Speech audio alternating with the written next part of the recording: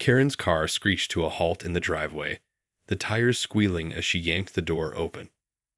Rage flickered in her eyes as she stomped towards the front door, jaw clenched. "This is unacceptable," she yelled, slamming her fist against the solid wood. "You can't just—" The door swung open, revealing a composed Jane standing on the other side. "Can I help you, Karen?" "You know damn well what this is about." Karen jabbed an accusatory finger towards the driveway. "That ridiculous speed bump you installed. It's a hazard. I could have been seriously injured." Jane raised a brow. "Speed bump? I'm afraid I don't know what you're talking about." "Don't play dumb with me." Karen's voice rose shrilly. "I scraped the underside of my car. This is vandalism, plain and simple." "Vandalism?" Jane's expression hardened. "I installed that speed bump for safety reasons after several near misses with reckless drivers. It's perfectly legal." "Safety?" Karen scoffed. "You're just trying to punish me for parking in front of my own house." "That's not why it's there, and you know it." Jane's tone remained level, but her eyes narrowed. "I have security cameras. I saw what happened." Karen's face paled. You what?" "I have footage of you deliberately driving over the speed bump at an unsafe speed." Jane folded her arms. "It's clear you were trying to create a false injury claim." That's ridiculous." Karen sputtered. "I would never." "Save it, Karen." Jane cut her off firmly. "I'm not interested in your excuses. This kind of fraudulent behavior is unacceptable." Karen's expression twisted with fury. "You can't prove anything. I'll sue you for harassment and property damage." "Go ahead." Jane's gaze was unwavering. "But I have the evidence to back up my claims. You're only making this worse for yourself." Seething, Karen jabbed her finger towards Jane's face. "This isn't over. You're going to regret this." With that, she spun on her heel and stormed back to her car, peeling out of the driveway in a cloud of exhaust. Jane watched her go, a slight frown creasing her brow. "We'll see about that," she murmured, before closing the door and heading back inside. Jane settled into her office chair, her fingers flying across the keyboard as she reviewed the security footage from the driveway incident. The images were clear. Karen had approached the speed bump at an excessive speed, slamming the underside of her car against the raised surface. "Gotcha," Jane muttered, pausing the video and zooming in on Karen's face. The woman's expression had morphed from annoyance to something almost gleeful as her car bottomed out. It was obvious she had deliberately tried to create a false injury claim. With a sigh, Jane began drafting a letter to the Homeowners Association, documenting the incident in detail and requesting disciplinary action against Karen. The woman's entitled behavior had gone on for far too long, and Jane was determined to put a stop to it. As she typed, a knock came at the door. "Come in," Jane called, glancing up to see her husband Tom standing in the doorway. "I just heard about the driveway confrontation with Karen," he said, brow furrowed with concern. "Are you all right?" Jane offered him a reassuring smile. "I'm fine, Tom. Just dealing with another one of Karen's absurd stunts. I still can't believe she had the nerve to try and fake an injury like that." Tom shook his head in disbelief. "The nerve of some people." "Well, I have the security footage to prove her little scheme," Jane replied, gesturing to the computer screen. "I'm drafting a letter to the HOA now. Hopefully, they'll finally take some real action against her." Tom moved to stand behind Jane, peering at the video. "Well, that's pretty damning evidence. I can't imagine she'll have much of a leg to stand on." "Exactly." Jane's expression hardened. "She's gone too far this time. I'm not going to let her get away with this kind of behavior anymore."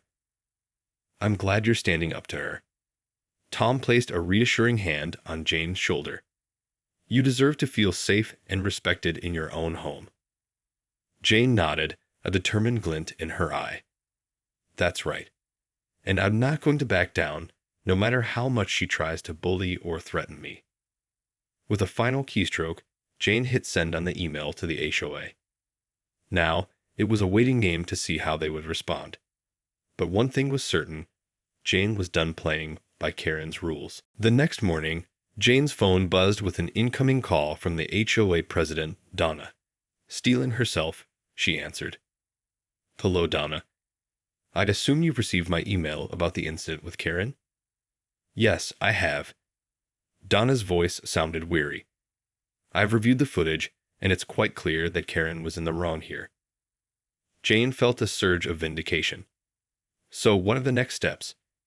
"I want to make sure this kind of behavior is properly addressed."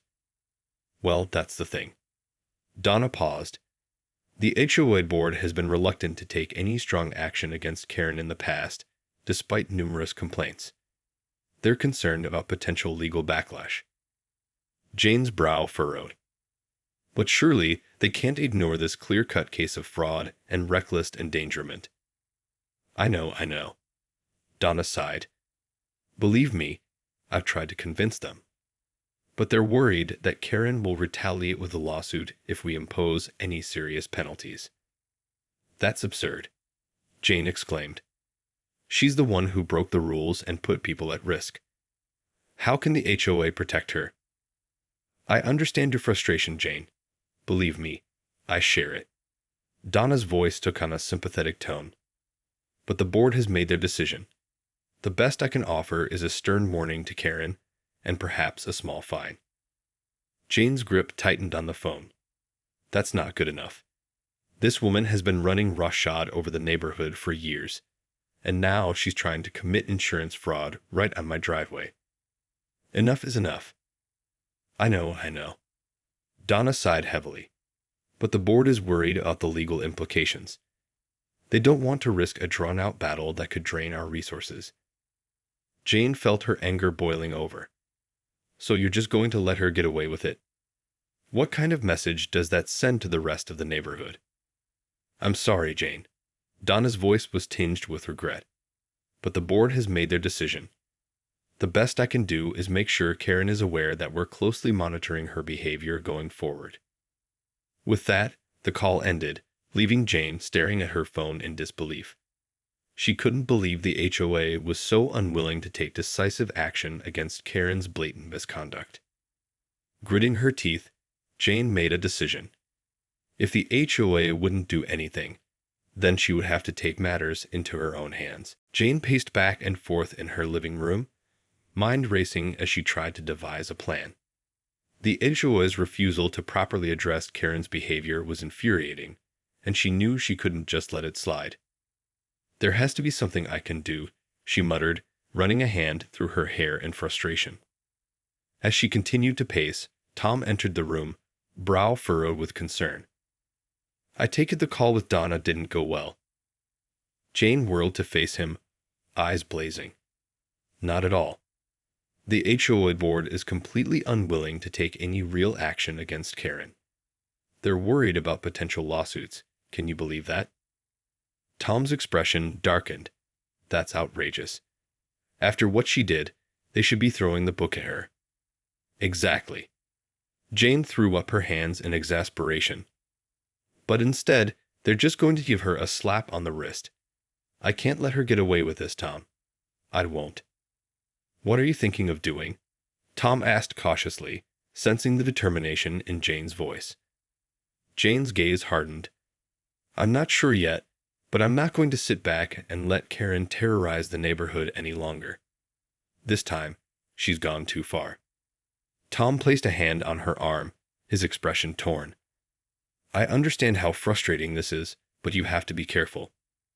Karen is clearly unhinged, and the last thing we need is for you to get dragged into some kind of legal battle with her." I know. Jane sighed, some of the tension leaving her shoulders. "But I can't just let her win. There has to be something I can do to hold her accountable." "Maybe we could try going over the HOA board's head," Tom suggested. "See if there's a higher authority we can appeal to." Jane considered this, nodding slowly. "That's not a bad idea. At the very least, It might put more pressure on them to take action. She moved to her desk, pulling out a stack of documents related to the HOA's bylaws and regulations. In the meantime, I'm going to dig deeper into our options. I'm not going to let Karen get away with this, no matter what. Tom placed a supportive hand on her shoulder. I'm with you, Jane. We'll figure this out, I promise. Jane offered him a grateful smile, then turned her attention back to the task at hand. She was determined to find a way to hold Karen accountable, and she wouldn't stop until justice was served. The next few days, Jane pored over the HOA's governing documents, searching for any avenue she could use to appeal the board's decision. She made countless phone calls, reaching out to other homeowners in the neighborhood, and even contacting the local authorities to inquire about her options.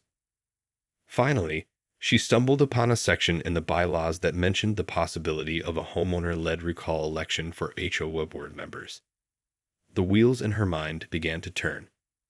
That's it, she exclaimed, her eyes lighting up as she shared the discovery with Tom. If we can gather enough signatures from the other homeowners, we can force a recall election and vote in a new board that will actually take action against Karen. Tom's brows rose in surprise. A recall election, huh? That's a bold move. Do you really think you can pull it off? I have to try, Tom. Jane's expression was resolute. This is the best chance we have to hold Karen accountable and make sure the HOA starts serving the interests of the entire community, not just hers. All right, well, count me in. Tom gave her a reassuring smile. I'll help you rally the other homeowners. This needs to be a neighborhood-wide effort. With renewed determination, Jane set to work drafting a petition for the recall election. She meticulously outlined the reasons for the proposed action, citing Karen's history of misconduct and the HOA board's failure to address it. Over the next week, Jane and Tom canvassed the neighborhood, knocking on doors and explaining the situation to their fellow homeowners. To their surprise, they found that many were more than willing to sign the petition, fed up with Karen's antics and the HOA's inaction. As the signatures began to pour in, Jane felt a surge of hope. Maybe, just maybe, they could pull this off. Karen's reign of terror was about to come to an end. The day of the recall election arrived, and the community center was abuzz with activity as homeowners gathered to cast their votes. Jane and Tom had worked tirelessly to rally support, and the petition had garnered well over the required number of signatures. As the polls opened, Jane took a deep breath, steadying her nerves. This is it, Tom. Time to see if the neighborhood is ready to take back control of the HOA. Tom gave her hand a reassuring squeeze. We've done everything we can. Now it's up to the people. I'm confident they'll make the right choice.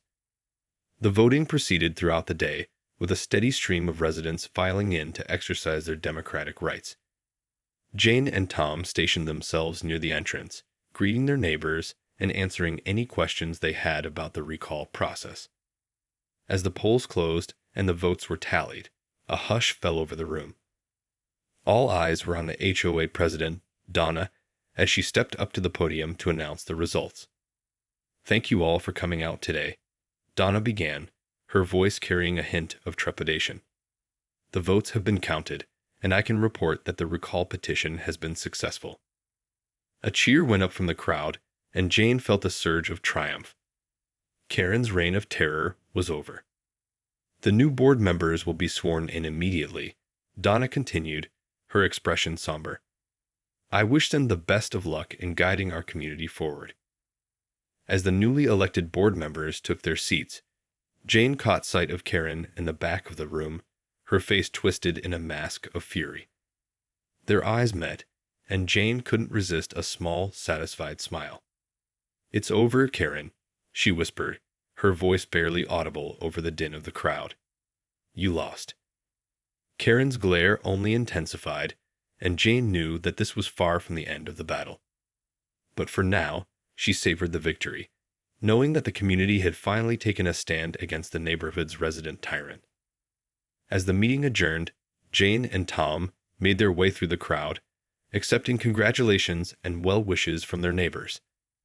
For the first time in a long while, Jane felt a sense of hope and optimism for the future of their community. In the days that followed the recall election, a palpable shift could be felt throughout the neighborhood.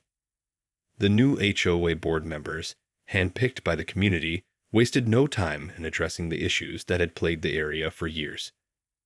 Jane watched with satisfaction as they took swift action against Karen, issuing a formal cease and desist order and threatening legal action if she continued her disruptive behavior. The woman's attempts to intimidate and bully her neighbors were finally being met with a firm, united response. "It's about time someone put Karen in her place," one of the new board members, a kindly older woman named Mrs. Wilson, told Jane. "The rest of us have been walking on eggshells for far too long." Jane nodded in agreement. "I'm just glad the community came together to make this happen. I was starting to think we'd never see any real change." Mrs. Wilson placed a reassuring hand on Jane's arm. "Well, you were the one who got the ball rolling, dear. We all owe you a debt of gratitude." Jane felt a flush of pride at the acknowledgement. "I'm just happy to see the neighborhood reclaiming its sense of community. No one should have to live in fear of their own HOA." As the days turned into weeks, the changes became even more apparent. The new board members listened to the concerns of the homeowners, addressing long-standing issues with transparency and accountability. Gone were the backroom deals and favoritism that had characterized the previous regime. And perhaps most importantly, Karen's disruptive presence was noticeably diminished. The once brazen woman now skulked around the neighborhood, her once confident stride reduced to a sullen shuffle. The community had finally stood up to her, and she knew it. Jane watched the transformation with a sense of satisfaction. She had fought hard to make this happen, and the results were more than worth it. The neighborhood was finally reclaiming its sense of harmony and community, a victory that felt all the sweeter after the long battle against Karen's tyranny. As she strolled through the streets, greeting her neighbors with a smile, Jane couldn't help but feel a renewed sense of pride and ownership over her home.